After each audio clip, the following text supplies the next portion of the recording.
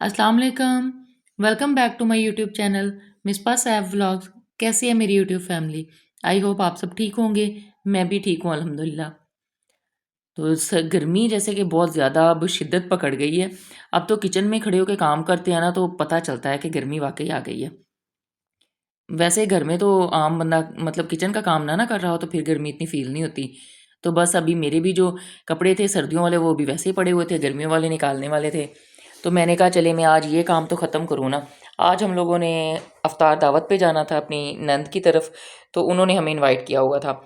इसलिए मैंने कहा चलें घर के कोई काम है वो भी निपटा लेते हैं। और उनके लिए फिर ईद भी लेके जानी थी, उनके लिए मुझे फिर ड्रेस चाहिए था। वो मैं आई हूँ इधर शॉपिंग के लिए भाई के साथ। भाई ने अपना ड्रेस चेंज करना था, उन्होंने स्टिच ले लिया था और जब उन्होंने इधर ट्राई किया था वो बिल्कुल उनको साइज़ ठीक था, लेकिन जो वो लेके गए हैं कलर चेंज करके फिर घर जाके ट्राई किया तो वो लेंथ लॉन्ग थी उसकी। इसलिए उन्होंने वो भी अपना जो है वो ड्रेस चेंज करना था और मैं भी साथ-साथ अपने लिए भी और अपनी बाजी के लिए वो सूट मैं देख रही थी। अपने लिए तो मैंने भी स्टिच ही लेना था क्योंकि थोड़े से दिन रह गए हैं, तो इतने दिनों में फिर स्टिच होना ज़रा मुश्किल है। मैंने कहा था कुछ लाइट वेट सा ले लेती हूँ कोई सेकंड डे पहनने के लिए, या फिर किचन में जब बंदा काम करता है तो उस वक़्त बंदा पहन ले, या इस तरह से व्हाटएवर, वो तो फिर यूज़ में आ ही जाते हैं। गर्मियों के तो जितने भी कपड़े होते हैं वो कम होते हैं, क्योंकि गर्मी का दौरानिया हमारी तरफ ज़्यादा है, तो इसलिए कपड़े जो है ना वो तो डेली के डेली मैं कहती हूँ उन्होंने तो चेंज होना ही होना है ना। सर्दी में तो फिर भी 1 आध दिन निकल जाता है, लेकिन गर्मी में नहीं। गर्मी में तो ऐसे होता है कि किचन में काम के लिए और ड्रेस और बाहर निकले फिर बंदा किचन से तो फिर कोई और ड्रेस, इस तरह से दिन में 3-3 भी चेंज हो जाते हैं। उसकी तो गर्मियों की तो बात ही क्या है ना हमारी तरफ। तो यहाँ पे मुझे जो था वो कोई इतना ख़ास नहीं कोई ड्रेस लगा कि मैं उसको बाय करूँ। फिर यहाँ से हम लोग वैसे देख रहे थे कि भाई जो है वो अपना चेंज कर लें ड्रेस, और मैंने फिर बाजी के लिए ड्रेस जो था वो एडन रॉब से लिया। यहाँ पे हम लोग ज़ेलबरी पे आए हैं और यहाँ पे फिर देखना शुरू कर दिया था कि मुझे कुछ यहाँ से स्टिच मिल जाए, क्योंकि एडन रॉब पे तो स्टिच जो थे वो बहुत ही एक्सपेंसिव थे। इसलिए मैंने कहा चले मैं कैजुअल यूज़ के लिए मैं यहाँ से ले लेती हूँ। हम औरतों ने ना कहीं भी जाना हो, लेकिन घर के जो काम है ना वो तो हम पे फ़र्ज़ है ना सारे के सारे वो हमने करके जाने हैं। क्योंकि अगर कोई काम छोड़ के चले जाओ ना, एक तो बंदा कहीं जाके जब बंदा थक के वापस आता है ना, फिर वो जब काम नज़र आते हैं फिर उनको करने का दिल नहीं करता। तो इससे बेहतर यही होता है कि हमारी कोशिश होती है कि हम सारा काम ख़त्म करके जितना बर्डन हमसे हमारे ऊपर से हमसे उतारा जाता है ना, तो वो हम उतार के फिर ही हम आगे बढ़ें। तो यही मैं कर रही थी, मैं भी सुबह से कामों में लगी हुई थी कि मैं सारा काम जो है वो ख़त्म करके उसके बाद फिर शॉपिंग पे चलूँ। फिर वापस आके तो ईद की जो है वो पैकिंग की तैयारी करके उनकी जो उनको ईद देनी है उसकी पैकिंग करें, उसके बाद फिर उनकी तरफ जाएँ और फिर आगे का प्रोसेस जो है वो भी मैं जिस तरह से हम लोग गए हैं और उधर हमारी इफ्तारी थी तो वो भी मैं आप लोगों के साथ आगे की वीडियो में शेयर करूँगी। वीडियो को एंड तक पूरा लाज़मी देखिएगा। मौसम अच्छा था इसलिए रमज़ान गुज़रने का पता ही नहीं चल रहा।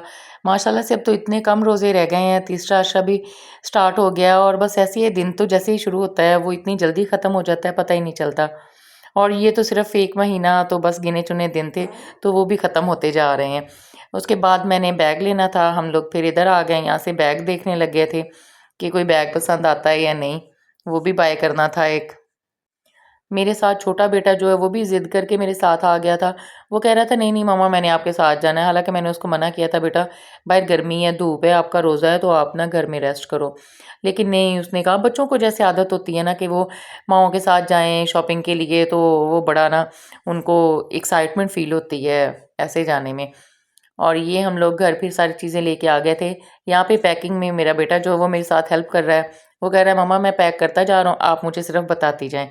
मैं साथ-साथ वीडियो रिकॉर्ड कर रही थी और साथ-साथ मैं उसको बता रही थी कि बेटा इस तरह से रखो। जब मैंने सारी चीज़ें असेंबल कर दी हैं, उसके बाद फिर से उसने सारा कुछ निकाला है कि मम्मा अब मुझे पता चल गया है, तो अब मैं पैक करता हूँ। बस बच्चों को खुशी होती है ना कि जैसे जब भी वो फ्री होते हैं ना तो वो आके पास बैठ जाते हैं, मम्मा हम ईद की बातें कर लें?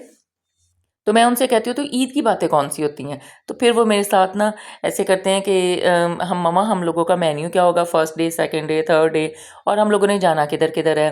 फिर हम लोग बाहर से जाके क्या खाएँगे, हम लोग रिश्तेदारों में किस-किस की तरफ जाएँगे। तो इस तरह से ना उनको होता है कि जो भी टाइम उनके पास है ना, तो वो पास बैठ के ऐसे बातें करें और मम्मा लोग जो हैं वो हमारे साथ बस ईद की बातें करें कि ईद पे हमारा क्या सीन होगा, किस-किस तरह से हमने क्या करना है। और जब वो इस तरह से रमज़ान में माशाल्लाह से रोज़े सब ने रखे हुए हैं तो इतना ज़्यादा फिर नहीं होता। आहिस्ता जब वो एंड वाले रोज़े रह जाते हैं ना तो उनमें फिर इतना ज़्यादा खाया पिया भी नहीं जाता। तो इसलिए वो मना कर रहे थे कि मम्मा ईद पे जो है वो हमने इतना लंबा चौड़ा मेन्यू नहीं रखना। रोज़े जब बंदे ने रखे होते हैं ना तो ईद वाले दिन वो फिर ओवर ईटिंग हो जाती है ना तो फिर उससे तबीयत ख़राब हो जाती है। और पिछली 2 ईद पे एक बेटे की हो गई थी ख़राब और एक ईद पे दूसरे बेटे की ख़राब हो गई थी तबीयत। तो इस वजह से वो मना कर रहे थे मम्मा हम लोगों ने लंबा चौड़ा मेन्यू नहीं सोचना। वो डेली जब बात करते हैं ना कभी कोई मेन्यू डिसाइड कर लेते हैं, कभी कोई डिसाइड कर लेते हैं। इसी तरह से बस ना बच्चों की खुशियाँ जो होती हैं वो देखें छोटी-छोटी बातों में उनकी खुशियाँ होती हैं और वो बस ऐसे ही अपना जो है वो सारा डिस्कस करते हैं कि हम लोगों ने इस तरह से ईद मनानी है। अल्लाह पाक ऐसे ही करे जैसे वो सोचते हैं और बस हमारी तो दुआ होती है कि बच्चे हमारे खुश रहें। लेकिन ये है कि छोटी-छोटी खुशियाँ जो है ना वो आप लोगों के साथ जब वो पास बैठ के सेलिब्रेट करते हैं या वो बातें करते हैं ना तो उनसे उनको बहुत अच्छी फीलिंग आती है। फिर ये बैग जो था ये मैंने बाय किया था जो अभी मैं आपको दिखा रही हूँ। मुझे ये अच्छा लगा था, बाकी कोई इतना नहीं था मुझे कोई ख़ास लगे, बस ये मुझे पसंद आया था। वो भी कोई बहुत ज़्यादा नहीं बस 100-100 तो इसलिए ये फिर मैंने बाय कर लिया था।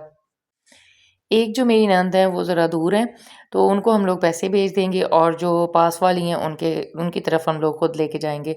जब शाम में इफ्तारी में हम लोग उनकी तरफ जाएँगे। ये हम लोग उनकी तरफ आ भी चुके हैं और यहाँ पे मैंने सारी चीज़ें रख दी हैं, बाकी ये टेबल पे फ्रूट काट करके रखा हुआ था।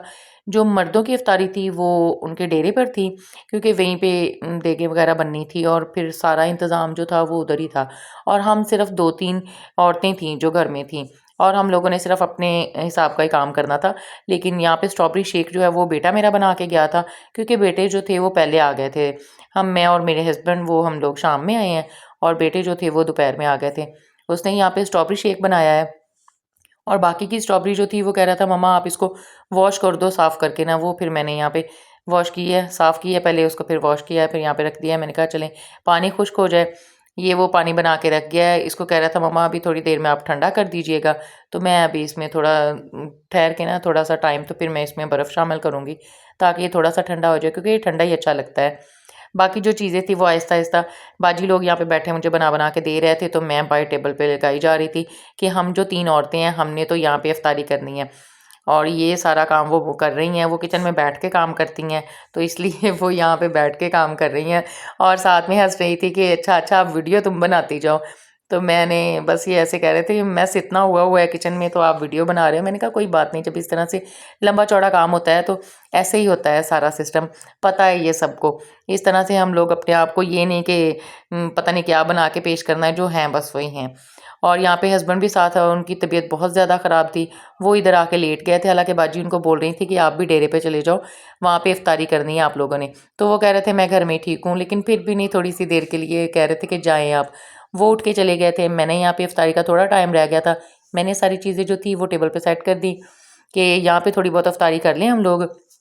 उसके बाद फिर जब सारे जो मर्द जो हैं वो आ जाएँगे उधर डेरे से घर, तो फिर बैठ के ना एक शिफ्ट जो है वो खाने की फिर लग जाएगी। तो इसलिए हम लोग अपना जो थोड़ा बहुत था ना वो इंतज़ाम घर में कर रहे थे। फिर जब खाना खाने के बाद फ्री हुए हैं, सभी आ गए थे घर, तो फिर बाजी जो हैं उन्होंने अपनी ईद देखी है, उनको भी शुक्र अल्हम्दुलिल्लाह बहुत पसंद आई थी सारी चीज़ें, बहुत अच्छी थी। बस इस तरह से जो छोटी-छोटी खुशियाँ होती हैं ना, वो अपनों के साथ बंदा सेलिब्रेट करे और जो बेटियाँ होती हैं ना घर की, तो वो खुश होती हैं कि उनके मायके से चीज़ें आएँ या ईद इस तरह से, तो बहुत ज़्यादा उनको खुशी होती है। उनको ईद पे एक उड़ीक होती है कि उनके मायके से उनको कोई चीज़ें आएँ, तो वो लगती भी बहुत अच्छी हैं फिर जो उनके मायके से आई होती हैं ना। तो जब हमने इफ्तारी कर ली तो फिर ज़ाहिर-सी बात है लेट हो जाते हैं, फिर हमें रात उधर रुकना पड़ा। सहरी करके फिर हम लोग वहाँ से निकले हैं। आके तो हस्बैंड ने ड्यूटी पे जाना था और मैंने फिर एज़ यूजुअल आपको पता होता है कि घर के काम जो हैं वो इतने ज़्यादा सारे बिखरे होते हैं। लेकिन जब मैं वापस आई हूँ मैंने आके रेस्ट किया है, उसके बाद से फिर मैंने इफ्तारी का काम शुरू किया है कि चलें अब मैं इफ्तारी बनाना स्टार्ट करती हूँ। तो ये अल्हम्दुलिल्लाह मेरी इफ्तारी जो है वो नेक्स्ट डे का व्लॉग है थोड़ा-सा, वो इफ्तारी मेरी डन हो गई थी। और हस्बैंड की तबीयत तो बहुत ज़्यादा ख़राब थी। अब इफ्तारी के बाद फिर वो मेडिसिन लेने जाएँगे। उम्मीद है आपको आज का व्लॉग पसंद आया होगा, लाइक और शेयर कर दें। अल्लाह हाफ़िज़।